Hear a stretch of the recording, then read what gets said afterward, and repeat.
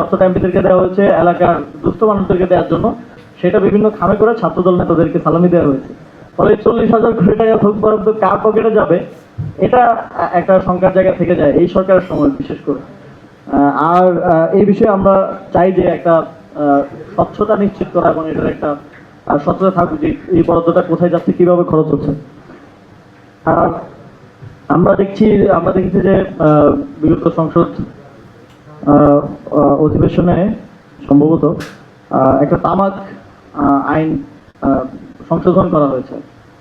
তো এটা অন্তর্বর্তী সরকার সময় এই বিষয়টা নিয়ে অনেক আলোচনা হয়েছে। সরকার এই বিষয়টা নিয়ে কিভাবে আসলে ডিল করবে সেজন্য একটা উপদেষ্টা পর্যায়ে একটা কমিটি করেছিল, আমি সেই কমিটির মেম্বার ছিলাম।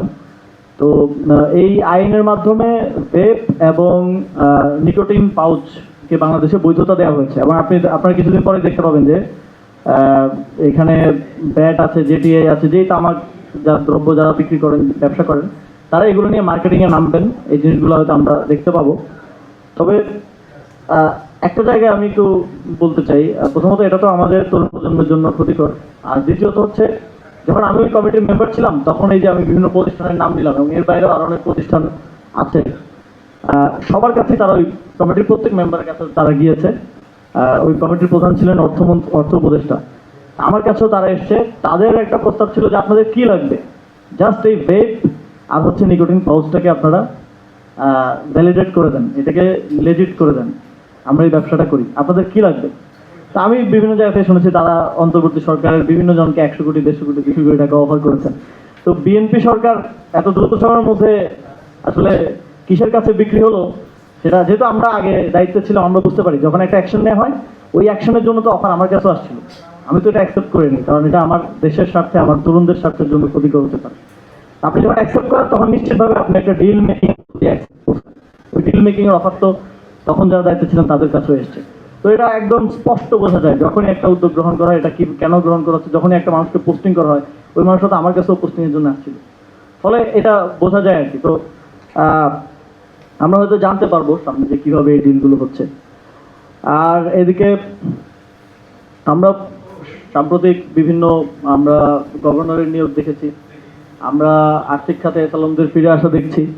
সবকিছু মিলে আমাদের মনে হচ্ছে যে জুলাই গণঅভ্যুত্থানের মধ্য দিয়ে বাংলাদেশ আর্থিক খাত থেকে শুরু করে সবকিছুতেই যে রাস্তায় শেখ হাসিনা বাংলাদেশকে নিয়ে যাচ্ছিল, জুলাই গণঅভ্যুত্থানে আমরা ওই রাস্তা থেকে কিছুটা বের করানোর একটা চেষ্টা করেছিলাম, কিন্তু বিএনপি সরকার ক্ষমতায় এসে আবার ইউটার্ন নিয়ে ওই একই রাস্তায় তারা উঠে যাচ্ছে এবং তাদের প্রাপ্তি মানে তারা এটা দেশের জন্য, জনগণের জন্য এই চিন্তা করে তারা করছে না। তারা এটা করছে একেবারেই তাদের পেটি কিছু আকাঙ্ক্ষা বাস্তবায়নের জন্য। খুব স্পষ্ট বোঝা যায় যখন এসালামকে আপনি আবার পুনর্বাসিত করেন, তার মানে ইলেকশনের সময় আপনি তার থেকে টাকা খাইছেন, এই জন্য ইলেকশনের পর আপনি তাকে এটা পে ব্যাক করতেছেন। তো আপনি আবার ওই আগের রাস্তাতেই, আগের স্ট্রাকচারের উপরেই চলার চেষ্টা করতেছেন। যেই পরিবর্তনগুলো আনার চেষ্টা করা হয়েছিল বিভিন্ন অধ্যাদেশের মাধ্যমে, জুলাই সনদ, গণভোটের মাধ্যমে, সেটা থেকে আপনি ইউটার্ন নিয়ে আবার শেখ হাসিনার পথেই চলতে চাচ্ছেন।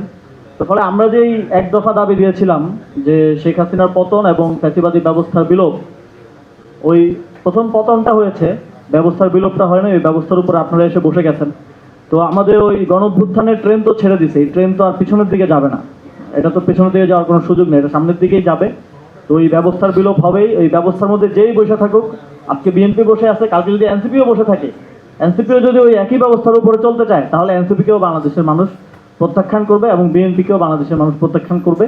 এখন পদ্ধতিটা কি হবে, উপায়টা কি হবে, এটা হয়তো আমরা সামনের দিনে দেখতে পারবো।